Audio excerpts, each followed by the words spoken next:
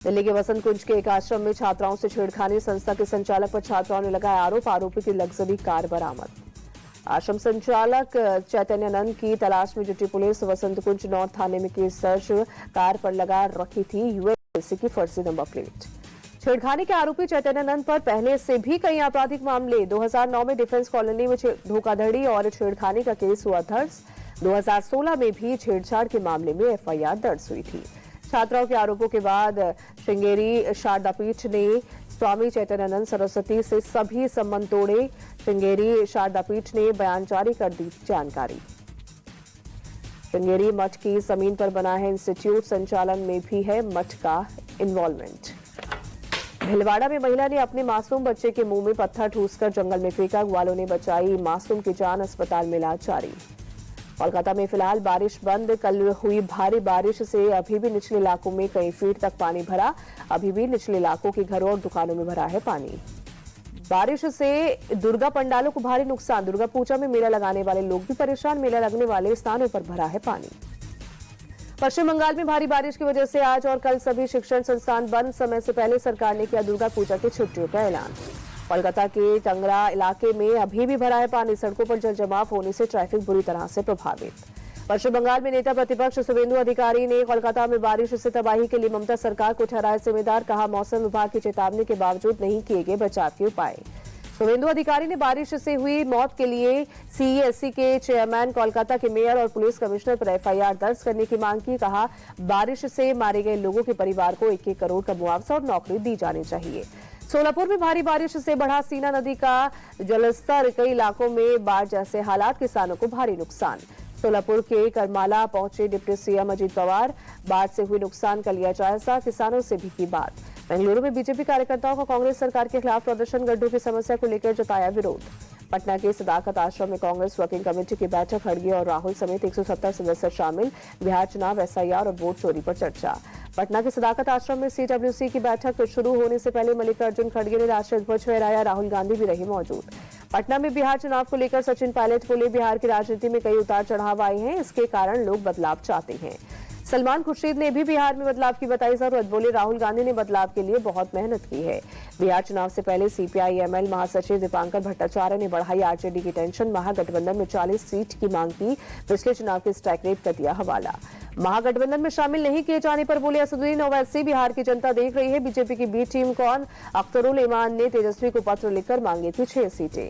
Jan Suraaj party Bihar के मुस्लिम समुदाय को जोड़ने में जुटी, प्रशांत किशोर आज गयाजी में मुस्लिम बुद्धिजीवियों से करेंगे संवाद। चेरकी बाजार के रॉयल पैलेस में शाम 6 बजे करेंगे जनसभा। बिहार में आरजेडी की माई बहन योजना के लिए फॉर्म भरवाने पर तेजप्रताप का हमला, का फॉर्म के चक्कर में मत पड़िए, फॉर्म भरवाएंगे और पैसे लेने लगेंगे। लालू की बेटी रोड़ी आचार्य का फेसबुक पोस्ट, मैंने अपने लिए कभी कुछ नहीं मांगा, मेरे खिलाफ दुष्प्रचार किया जा रहा है।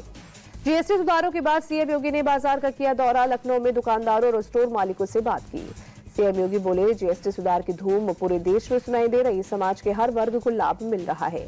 देहरादून में बीजेपी की प्रदेश वर्कशॉप, 2027 मिशन हैट्रिक पर मंथन, सीएम पुष्कर सिंह धामी हुए शामिल। एमपी में गौमांस पर 0 जीएसटी पर घमासान, एमपी कांग्रेस अध्यक्ष जीतू पटवारी ने किया विरोध, किसी कीमत पर नहीं कटने देंगे गाय। जीतू पटवारी के बयान पर बीजेपी का पलटवार, विधायक रामेश्वर शर्मा ने कहा, एमपी में 2004 से गौकशी पर कानून, न गाय काटी जा सकती न बेची जा सकती है। छत्तीसगढ़ के नारायणपुर में सेंट्रल कमेटी के 2 नक्सलियों को शव बरामद, 22 सितंबर को हुई थी जवानों से मुठभेड़, दोनों नक्सलियों पर था 3 करोड़ 60 लाख रुपए का इनाम। झारखंड के गुमला में पुलिस और नक्सलियों के बीच मुठभेड़, जेजेएमपी के 2 सब जोनल कमांडर सहित 3 ढेर, AK-47 सहित 3 हथियार भी किए बरामद। संभल में हेयर ड्रेसर जावेद हबीब के खिलाफ केस दर्ज, ऑनलाइन निवेश के नाम पर धोखाधड़ी का आरोप, जावेद के बेटे समेत 3 लोगों के खिलाफ भी एफआईआर। बागपत पुलिस मिशन शक्ति टीम को बड़ी सफलता, एनकाउंटर में एक बदमाश को गोली मारकर किया अरेस्ट।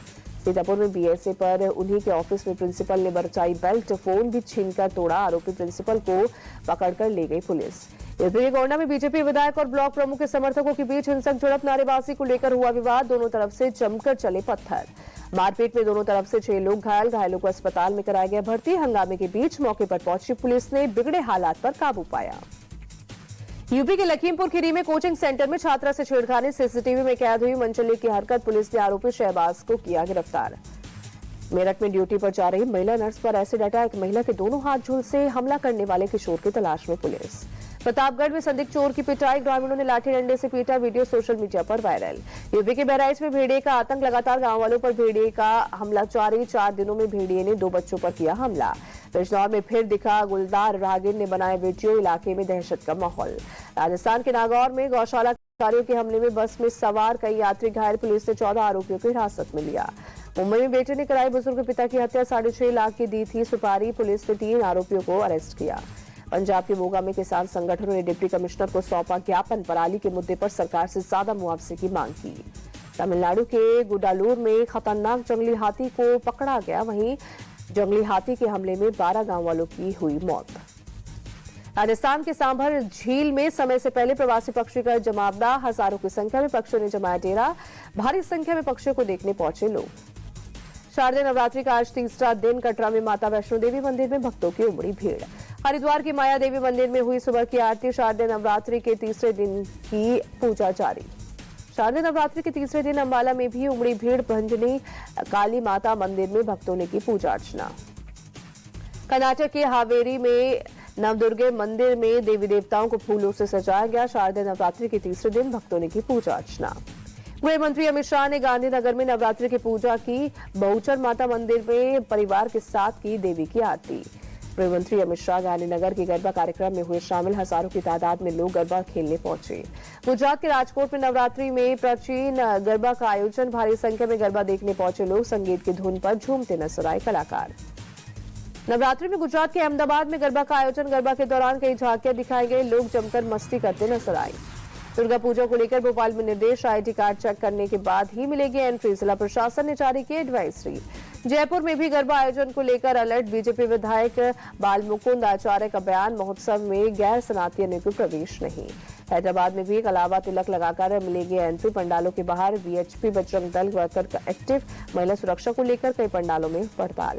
वाराणसी की सेंट्रल जेल में रामलीला का आयोजन, गंभीर आरोपों में लगी लंबी सजा काट रहे कैदी निभा रहे हैं रामायण के किरदार। जयपुर में जोरों पर दशहरे की तैयारियां, रावण, मेघनाथ और कुंभकर्ण के बनाए जा रहे हैं पुतले।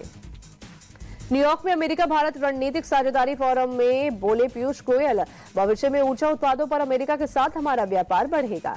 अमेरिका के ट्रंप प्रशासन ने H-1B वीजा के लिए लॉटरी सिस्टम को खत्म करने का रखा प्रस्ताव, नए नियम के तहत अब स्किल और सैलरी के आधार पर होगी वीजा के लिए चयन प्रक्रिया। संयुक्त राष्ट्र महासभा के 80वें सत्र में अमेरिकी राष्ट्रपति डोनाल्ड ट्रंप ने फिर किया भारत और पाकिस्तान के बीच युद्ध रुकवाने का दावा, कहा मैंने सिर्फ 7 महीने में 7 युद्धों को समाप्त कर दिया।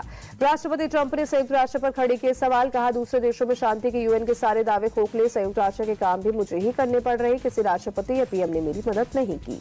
यूएन के मंच से ट्रंप ने भारत और चीन को बताया रूस यूक्रेन युद्ध का प्राइमरी फंडर, कहा चीन और भारत रूस से तेल खरीदकर उसे युद्ध के लिए फंडिंग कर रहे हैं। ट्रंप ने नाटो देश के एयरस्पेस में रूसी विमान के आने पर कहा नाटो देशों को अपने एयरस्पेस में घुसे रूसी विमानों को मार गिराना चाहिए। ट्रंप ने यूएन महासभा के दौरान यूक्रेन के राष्ट्रपति जेलेंस्की से की मुलाकात, कहा उन्हें यकीन है कि नाटो और ईयू की मदद से यूक्रेन रूस से पूरा इलाका वापस पा सकता है। ट्रंप ने रूस को कागजी बाग करार दिया, कहा रूस 3.5 साल से उद्देश्यहीन जंग लड़ रहा है, उसे 1 हफ्ते में युद्ध जीत लेना चाहिए था। संयुक्त राष्ट्र महासभा में जाते वक्त राष्ट्रपति ट्रंप और मेलानिया ट्रंप एस्केलेटर पर फंसे, ट्रंप और मेलानिया के चढ़ते ही एस्केलेटर रुका, दोनों ने पैदल चलकर सीढ़ियां चढ़ी। ट्रंप ने एस्केलेटर के रुकने पर की टिप्पणी, कहा अगर फर्स्ट लेडी अच्छी हालत में नहीं होती तो गिर जाती, लेकिन हम दोनों अच्छी हालत में हैं, मुझे यूएन से यही रुका हुआ एस्केलेटर मिला है। इटली की पीएम जॉर्जिया मेलोनी ने फिलिस्तीन को स्वतंत्र राष्ट्र की मान्यता देने के लिए 2 शर्त रखी, कहा सभी बंधकों की रिहाई हो और भविष्य में हमास को किसी भी फिलिस्तीनी सरकार में शामिल न किया जाए। मेलोनी ने भारत को लेकर दिया बड़ा बयान, कहा दुनिया भर में चल रहे युद्धों को खत्म करने में भारत निभा सकता है महत्वपूर्ण भूमिका। यूक्रेन के विदेश मंत्री आंद्रेई सिबिहा ने रूस यूक्रेन युद्ध में भारत की भूमिका के सवाल पर दिया बयान, कहा हम आपके देश से और ज्यादा सक्रिय भूमिका की उम्मीद करते हैं। एशिया कप में आज भारत और बांग्लादेश के बीच होगी टक्कर, दुबई में रात 8 बजे शुरू होगा मैच। भारत और बांग्लादेश दोनों ही टीमें जीत से कर चुकी है। सुपर 4 की शुरुआत भारत ने पाकिस्तान और बांग्लादेश ने श्रीलंका को दी मात। भारत और बांग्लादेश के बीच अब तक 17 T20 मैच खेले गए, 16 में भारत और 1 में बांग्लादेश को मिली जीत। आंकड़ों के आधार पर मुकाबला एक तरफा होने की उम्मीद। एशिया कप में बांग्लादेश के खिलाफ मुकाबले में विकेटों का शतक पूरा करने उतरेंगे हार्दिक पांड्या। हार्दिक 118 टी20 मुकाबलों में 97 विकेट हासिल कर चुके हैं। भारत से मुकाबले से पहले बोले बांग्लादेश के मुख्य कोच फिल सिमंस, हर टीम के पास टीम इंडिया को हराने की काबिलियत।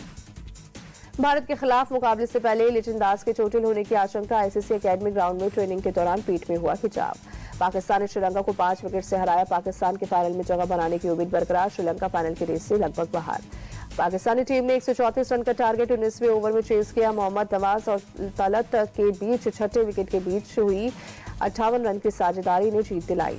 टॉस हारकर बैटिंग करने उतरी श्रीलंका का प्रदर्शन खराब रहा। कमिंटो मेंडिस को छोड़ कोई भी बल्लेबाज नहीं चला। मेंडिस ने 44 गेंद पर 50 रन की पारी खेली।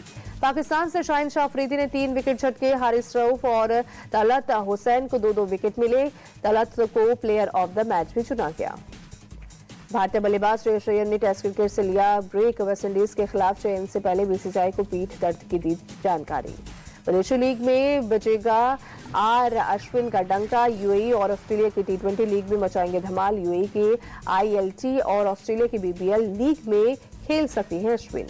इंग्लैंड ने एशेज सीरीज के लिए 16 सदस्यीय टीम का ऐलान किया। बेन स्टोक्स के हाथ होगी टीम की कमान। हैरी ब्रूक होंगे उप कप्तान। आईसीसी ने यूएसए क्रिकेट की सदस्यता तत्काल प्रभाव से निलंबित करने की घोषणा की। यूएसए क्रिकेट पर दायित्वों के उल्लंघन का आरोप। वनडे वुमेन्स रैंकिंग में भारत की स्मृति मंदाना का दबदबा कायम। ऑस्ट्रेलिया के खिलाफ जड़े थे 2 शतक। दूसरे नंबर पर इंग्लैंड के साइबर ब्रंट का नाम। भारत ने अहमदाबाद में 2030 राष्ट्रमंडल खेलों की मेजबानी का प्रस्ताव पेश किया। भारतीय दल का नेतृत्व गुजरात के खेल मंत्री हर्ष संघवी और आईओए के अध्यक्ष पीटी उषा ने किया। अर्जेंटीना फुटबॉल टीम 12 से 18 नवंबर के बीच केरल में ऑस्ट्रेलिया के खिलाफ मैच खेल सकती है। लियोनेल मेसी भी होंगे शामिल। ऑनलाइन बैटिंग ऐप मामले में ईडी की जांच जारी। बयान दर्ज करवाने के लिए सोनू सूद पहुंचे ईडी हेडक्वार्टर।